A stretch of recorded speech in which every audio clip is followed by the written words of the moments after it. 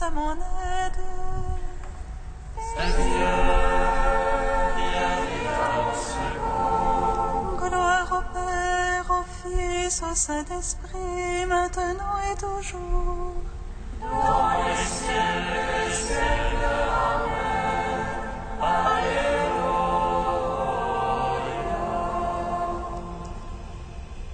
Viens, Esprit Saint, illumine nos cœurs, emplis-nous de ta paix, en nous murmure, Abba.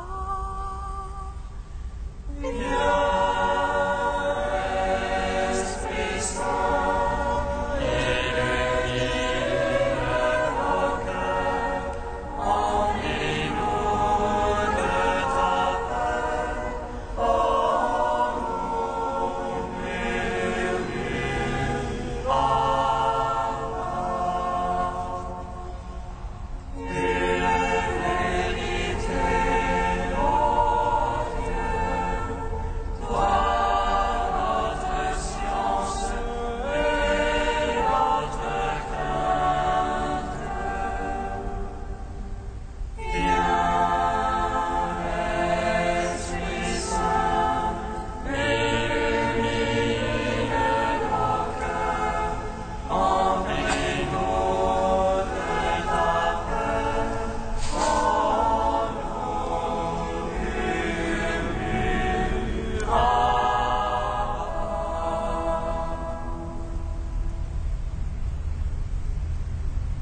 Le Sauveur de tous les hommes, viens changer notre monde. nos ténèbres en fait lumière, et nos pleurs en cris de joie. Il manifestera sa gloire, pour que nous croyions en lui. Bienheureux les familiers du mystère de l'agneau. Il vient partager nos fêtes, lui qui donne la vraie joie.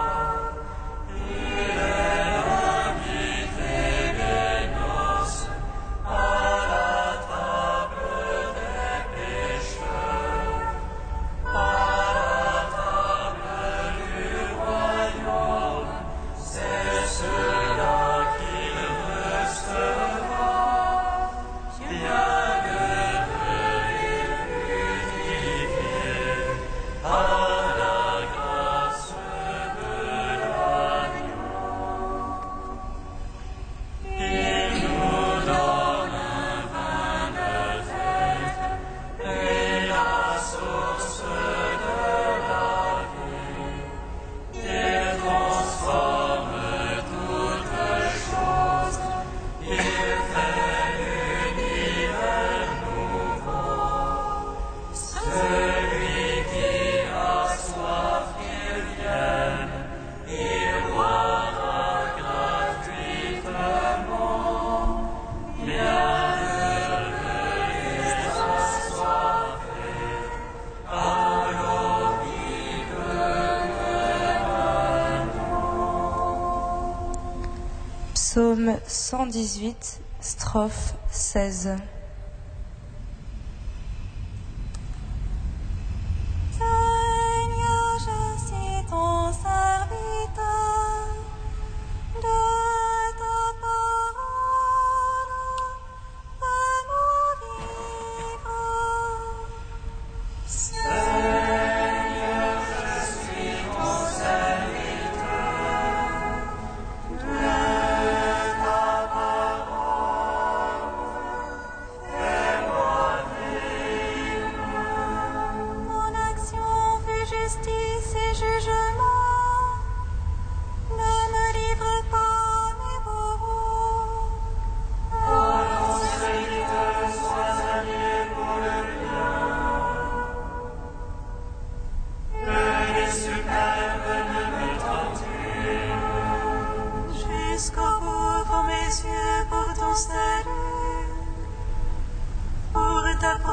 promesses de justice.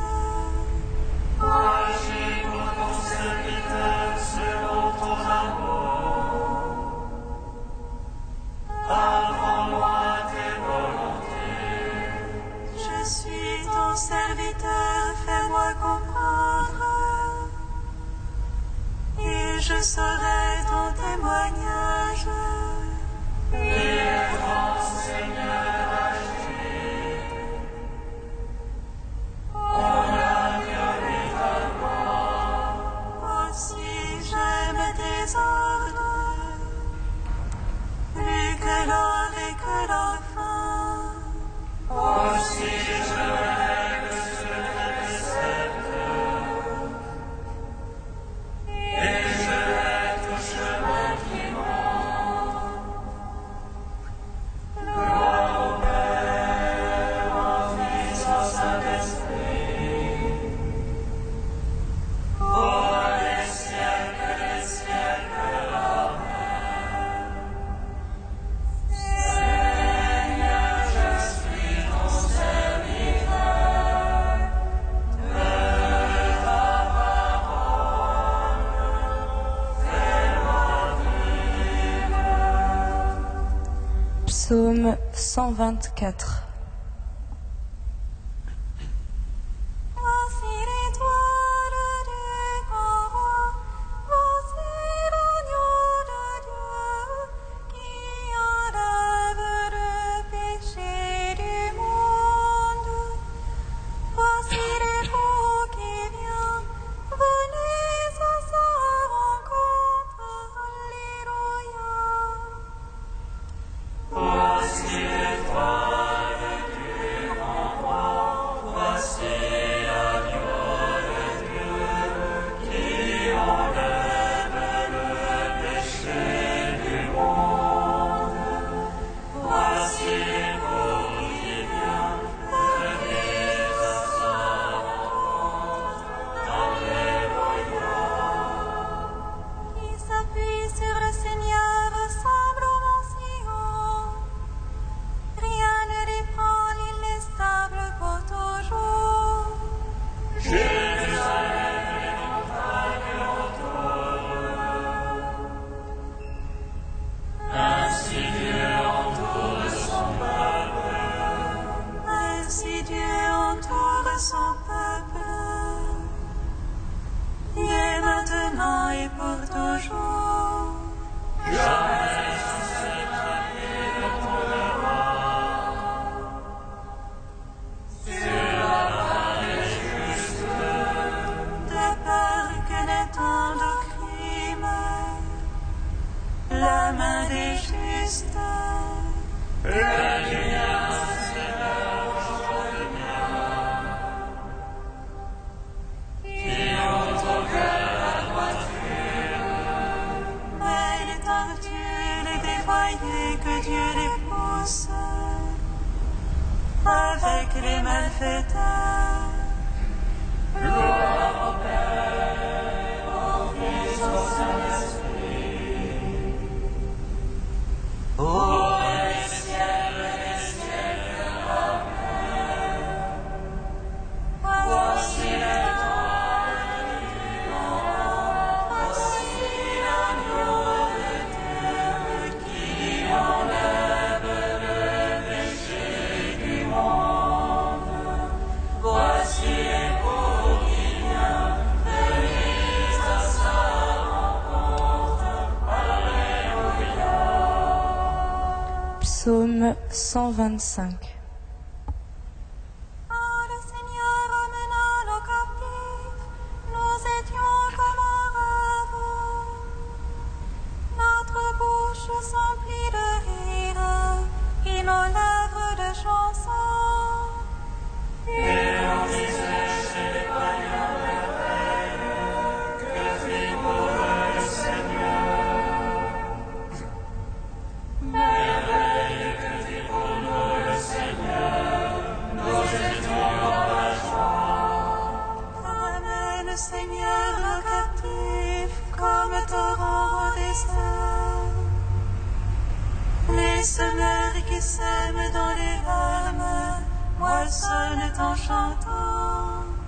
On s'en va en pleurant, on replace le monstre. On s'en vient en chantant, on rapporte les jeunes. On gloire au Père Tout-Puissant, à son Fils Jésus-Christ le Seigneur, à l'Esprit qui habite en nos cœurs, pour les siècles des siècles. Amen. Voici l'étoile qui envoie, voici l'agneau de Dieu qui enlève le péché du monde. Voici l'époux qui vient, venez à sa rencontre. Alléluia. Cantique de Balaam, page 248. Lève-toi, Barak, écoute. Prête-moi l'oreille, fils de Zippor. Dieu n'est pas homme pour qu'il monte, ni fils d'Adam pour qu'il se rétracte. Et celui qui dit et ne fait pas, qui parle et n'accomplit pas, il m'a chargé d'une bénédiction, je bénirai sans demande. Je n'ai pas aperçu de mal en Jacob, ni vu de souffrance en Israël. Le Seigneur, son Dieu, est avec lui. Chez lui retentit l'acclamation royale. Il le fait sortir d'Égypte, il est pour lui comme les cornes de buffle. Et il n'y a pas de présage contre Jacob, ni de malédiction contre Israël. Que tes tentes sont belles, Jacob, et tes demeures, Israël. Comme des vallées qui s'étendent, comme des jardins au bord d'un fleuve.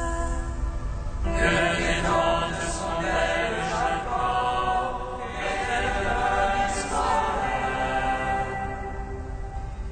Comme les aloès que le Seigneur a plantés, comme les cèdres près des eaux. Un héros grandit dans sa descendance.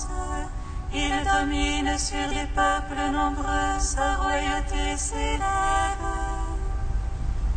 Il s'est couché comme un lion, comme une lionne, qui le fera lever. Je le vois, mais non pour maintenant, je l'aperçois, mais non de près. Un astre issu de Jacob devient chair, un sceptre se lève issu d'Israël. Rendons gloire, Père Tout-Puissant, à son Fils Jésus-Christ le Seigneur, à l'Esprit qui habite en nos cœurs, pour les siècles des siècles. Amen.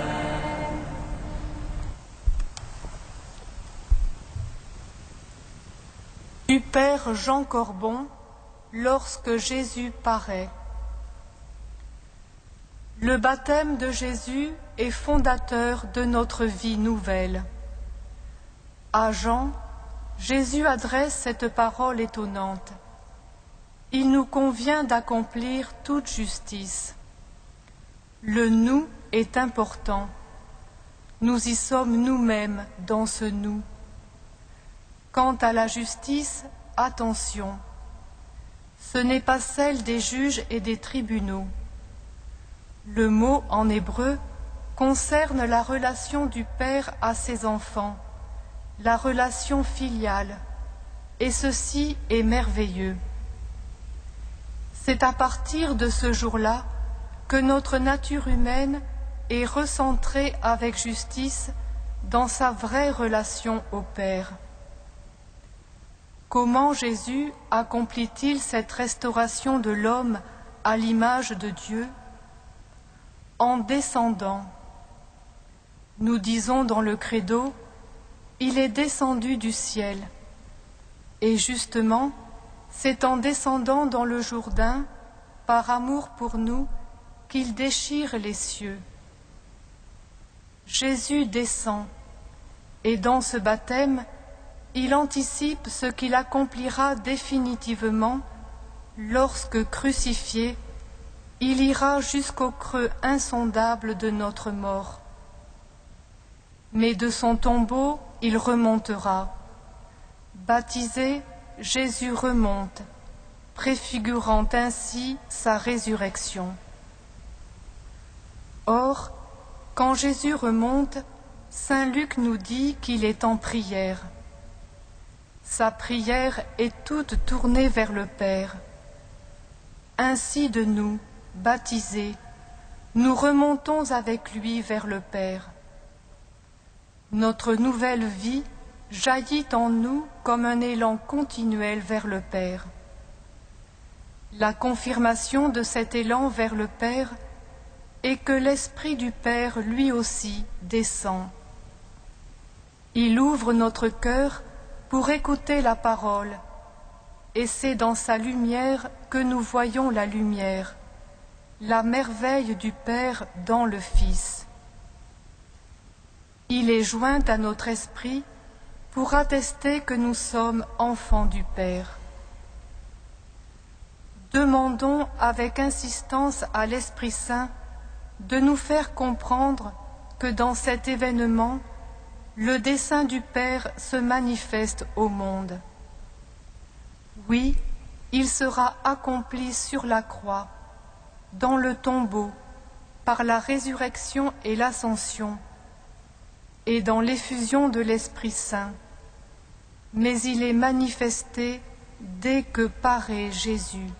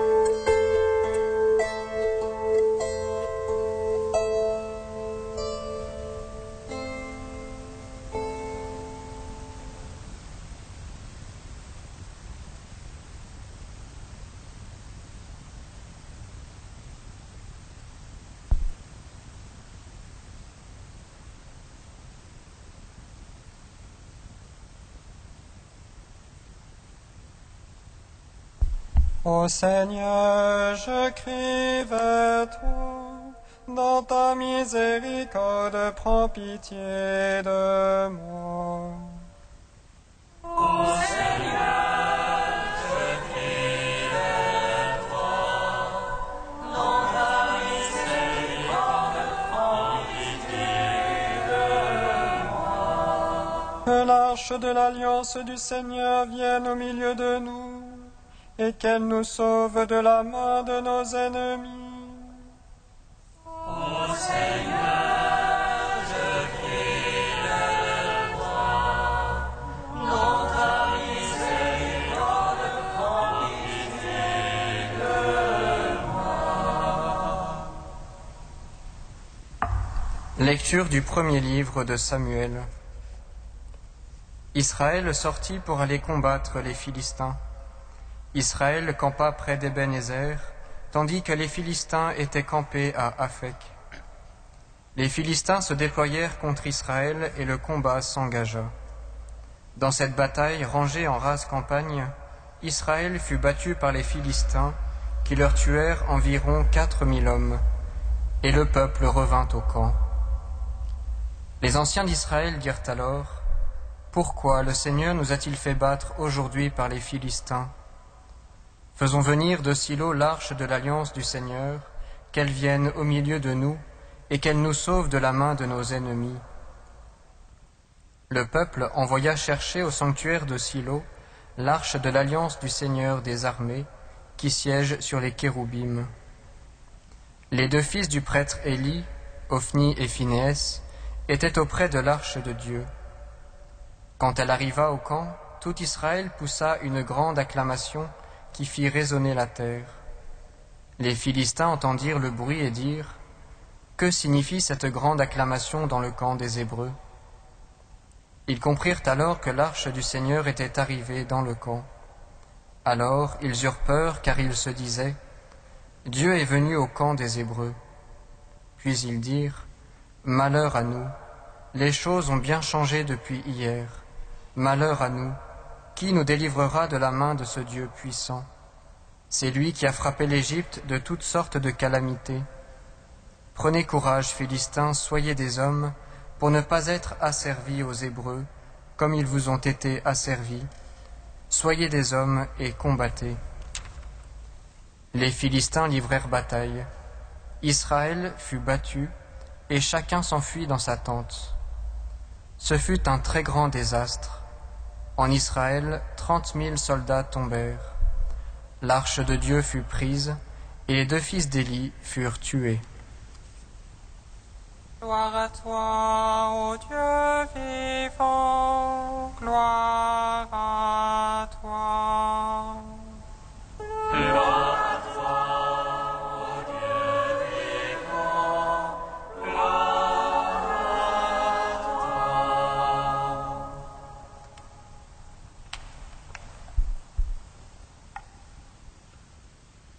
Un combat, un désastre.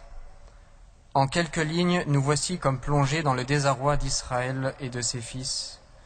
Ainsi on entend comme en écho cette complainte du psalmiste qui lentement fait mémoire. Seigneur, nous aurais-tu rejetés? Tu ne sors plus avec nos armées, tu nous fais plier devant l'adversaire, et nos ennemis emportent le butin. Au lendemain de la triple théophanie où l'Église célébrait avec joie la manifestation glorieuse de Dieu dans la chair, la liturgie nous rappelle, dans un contraste saisissant, l'humiliation et la détresse passée d'Israël. La joie des noces a laissé place aux cris de détresse. Par la bouche du prophète Samuel, dont le nom signifie Dieu exauce, le Seigneur enseigne Israël sur sa conduite. Malgré ses appels multiples par la voix des prophètes, le peuple s'est endurci, son cœur s'est aveuglé, et la surdité l'a isolé de la parole. Certes, la faute d'Israël est manifeste, mais malgré tout ce drame interroge notre cœur. Ce massacre sanglant à l'égard du peuple élu interroge l'amour même de Dieu, sa nature, ou du moins l'image que nous nous en faisons. Si Dieu est Dieu, pourquoi cela? Pourquoi?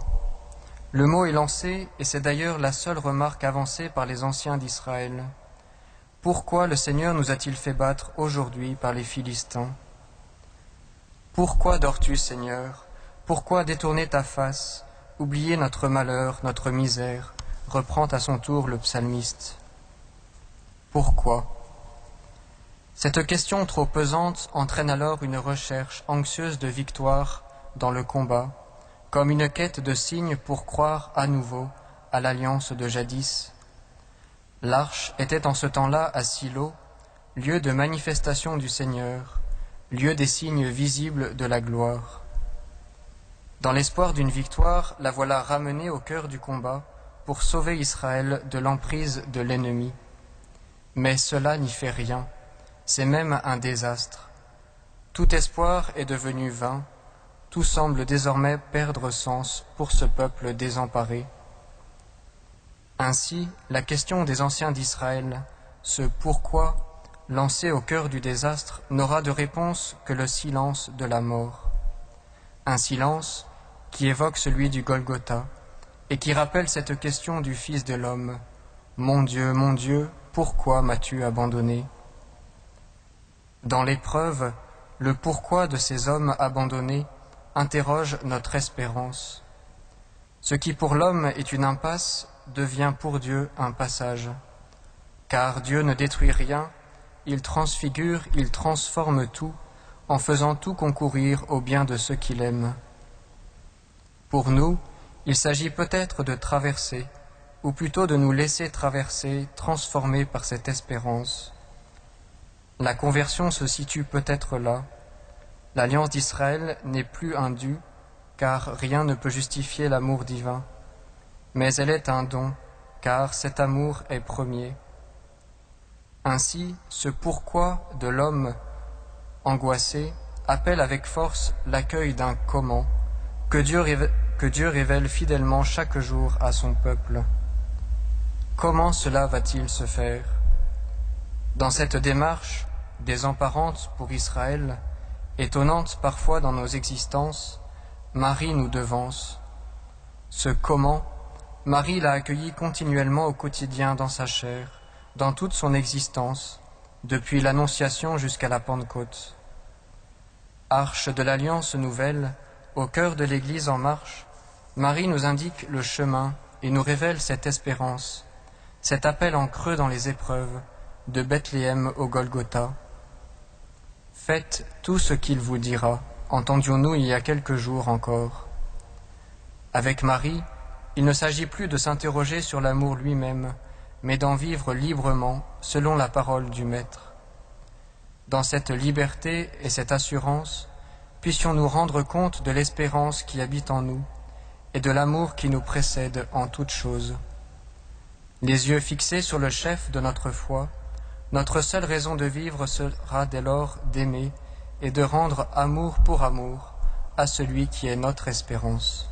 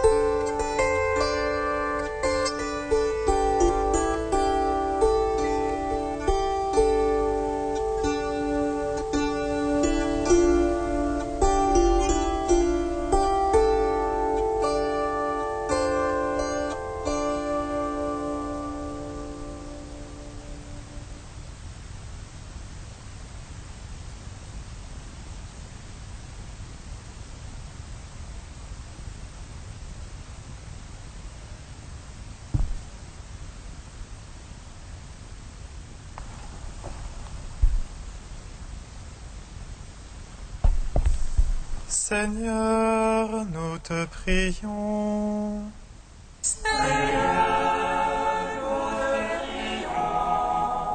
les lépreux de nos cités, isolés par notre indifférence. Seigneur, nous te prions. Viens ouvrir nos cœurs et nos bras à leur détresse.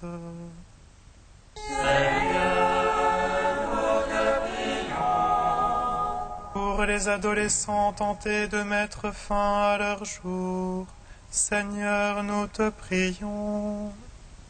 Fais vivre en eux les merveilles de ton amour. Seigneur, nous te prions. Pour ceux qui n'osent plus venir à toi, Seigneur, nous te prions.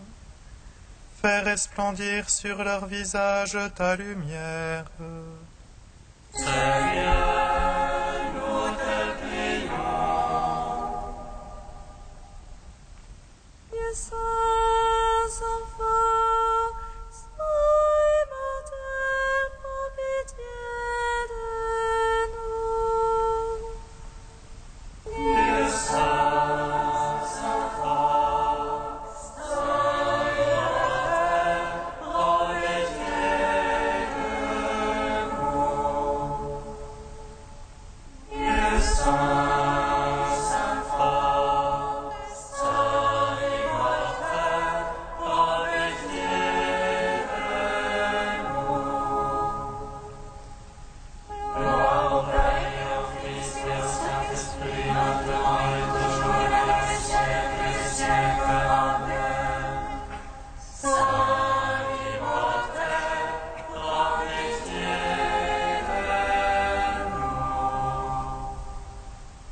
Dieu saint, saint fort, saint immortel, prends pitié de nous. Avec Sainte Marguerite de Montréal, Père de toute grâce, nous te bénissons.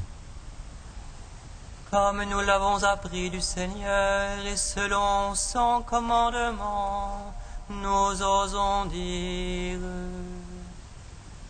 Notre Père, qui es aux cieux, que ton nom soit sanctifié, que ton règne vienne, que ta volonté soit faite sur la terre comme au ciel.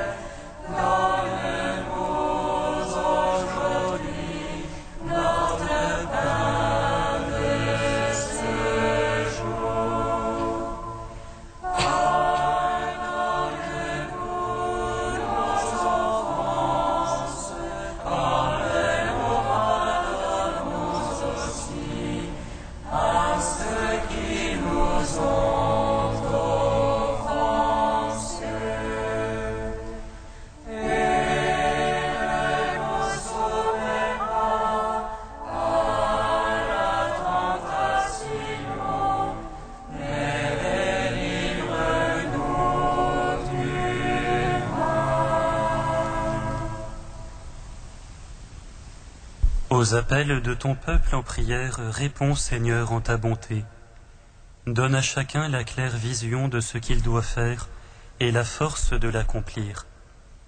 Par Jésus-Christ, ton Fils, notre Seigneur et notre Dieu, qui règne avec toi et le Saint-Esprit, maintenant et pour les siècles des siècles. Bénissons le Seigneur.